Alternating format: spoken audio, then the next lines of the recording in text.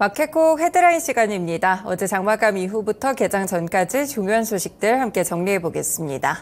네, 첫 번째 소식은 조금 전에도 체크를 해보셨겠지만 엔비디아와 관련된 실적 소식 보셔야 될 것 같은데요. 4분기 어닝 서프라이즈 실적을 냈습니다. 매출액은 221억 달러 그리고 주당 순이익은 5.15달러를 기록하게 됐는데요.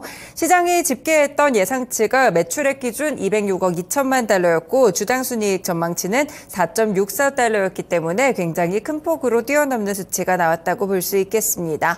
이번에 이렇게 매출이 큰 폭으로 증가했던 것은 서버용 AI 칩 H100의 호조 덕분이었다라고 엔비디아 측에서 설명을 했는데요. 실제로 데이터 센터의 사업은 매출의 대부분을 차지하고 있는데 전년 동기 대비 409%나 성장했고 그래픽카드를 포함하는 게임 부문에서는 같은 기간 56% 정도의 성장에 그쳤다고 합니다.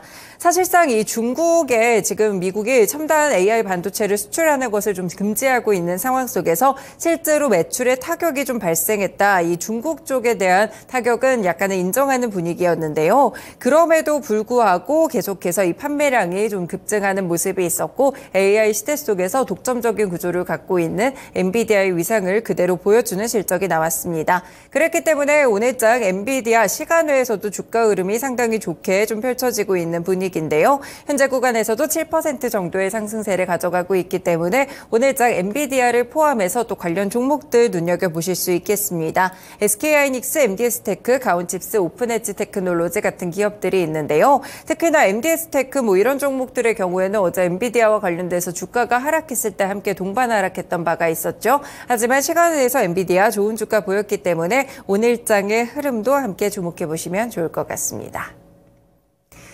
네, 두 번째 소식입니다. 페이스북의 모회사 메타가 엔비디아의 인공지능 칩 구점에 지금 독점적인 구조를 끼기 위해서 삼성전자와 AI 반도체 동맹의 구축을 시도한다는 단독 보도가 있었습니다.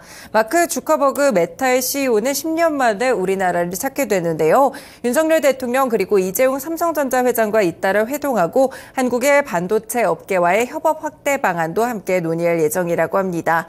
실제로 이달 말 정도의 방안을 해서 이 회장과 만나 AI 분야의 협업을 논의한다는 그런 기사인데요. 최근에 샘 올트먼 오픈AI CEO가 이 회장과 만나 반도체 연합전선 구축을 시도한 가운데 또 다른 핵심 빅테크 기업인 메타 역시나 삼성전자에게 손을 내밀게 됐습니다.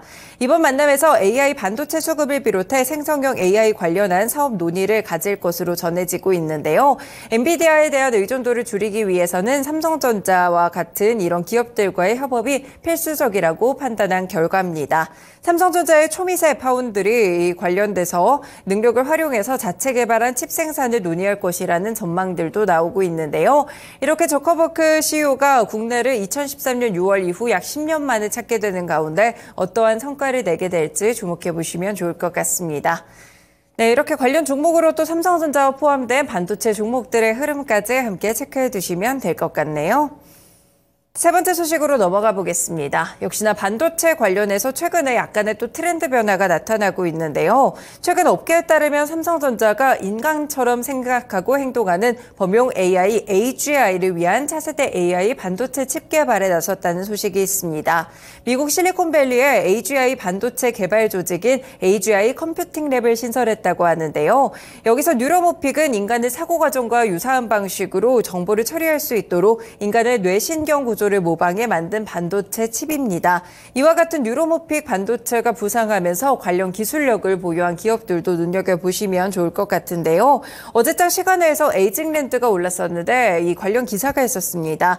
에이징랜드의 경우에는 지금 정부의 출연 연구과제를 통해서 뉴로모픽 반도체 칩 그리고 모듈 개발을 완료한 사실이 부각되고 있는데요. 실제로 이 설계 요청이 들어온다면 노하우를 활용해서 즉각적인 협업이 가능할 것이다라는 관계자의 멘트도 있었습니다.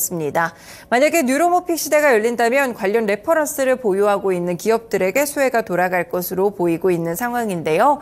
에이징랜드를 포함해서 어제장 뉴로모픽 관련 종목들 한번 움직였습니다. NCN 자람테크놀로지까지 함께 체크해 보시면서 시간외 주가 상승 흐름들이 나타났는데요. 오늘장 정규장의 흐름 이어질 수 있을지 체크해 두셔도 좋을 것 같습니다.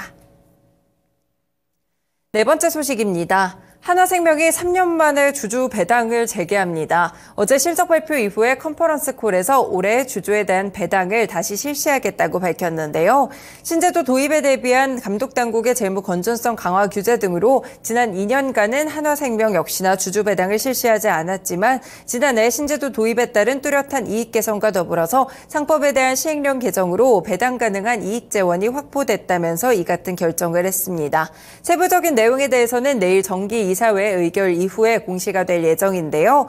지금 지난해 누적 기준으로 당기순이익이 연결 기준 8,260억 원으로 전년 동기 대비 1.2% 증가하기도 했습니다. 이렇게 또 최근에 저PBR 종목들이 부각될 때 주주 환원 여부에 관심이 쏠리게 되는데요. 3년 만에 시작하는 한화생명에 대해서도 주가 오늘장 정규장에서 체크해 두시길 바라겠습니다.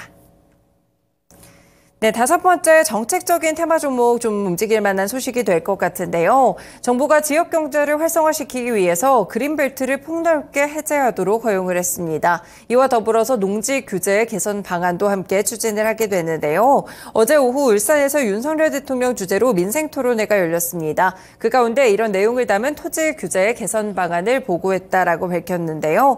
정부는 비수도권 그린벨트를 대폭 해제하고 허용하고 지역 상황에 맞춰 유연하게 운영하도록 한다고 밝혔습니다. 구체적으로 지역경제 활성화를 위해서 비수도권 지역을 주도로 추진하는 전략사업의 경우에는 그린벨트 해제 가능한 총량을 줄이지 않은 채 그린벨트를 해제할 수 있게 하는데요. 정부는 이 농지의 건축물 형태의 수직 농장 설치를 또 허용하기로 했습니다. 그래서 농산물을 연중 생산하는 차세대 시스템을 구축하겠다는 그런 이 구상들을 밝히고 있는데요. 그래서 시간에서 움직였던 종목들이 있습니다. 바로 이렇게 스마트팜 관련 종목들이 좀 움직였는데요. 그린플러스, 우듬지팜, 그리고 국순당까지 오늘장 시간에서 움직였던 주가 흐름들 관련 테마 종목들로 묶어드리니까요. 확인해 보시면 좋을 것 같습니다.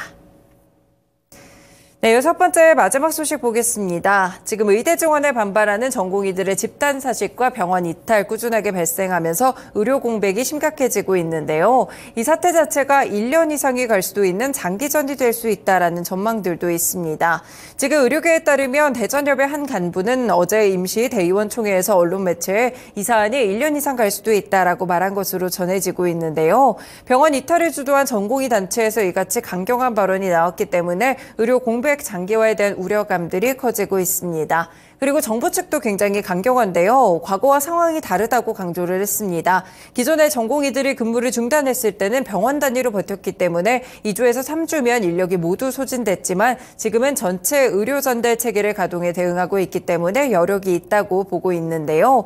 그래서 여러 가지 좀 이야기들이 나오게 되면서 비대면 관련 종목들 다시 한번 좀 급등하는 흐름을 보였습니다. 시간외에서 주가 흐름이 좋았기 때문에 오늘 정규장 이어질 수 있을지 확인해 보시면 될 것 같고요. 인성정보 유비케어, 케어랩스, 비트컴퓨터의 시간외 종목들 일제히 상승하는 흐름들이 나왔기 때문에 오늘장 이 종목들 위주로 확인해 두시면 될 것 같습니다. 네, 이렇게 개장 전에 중요한 6가지 소식들 함께 뽑아드렸습니다. 지금까지 마켓콕 헤드라인이었습니다.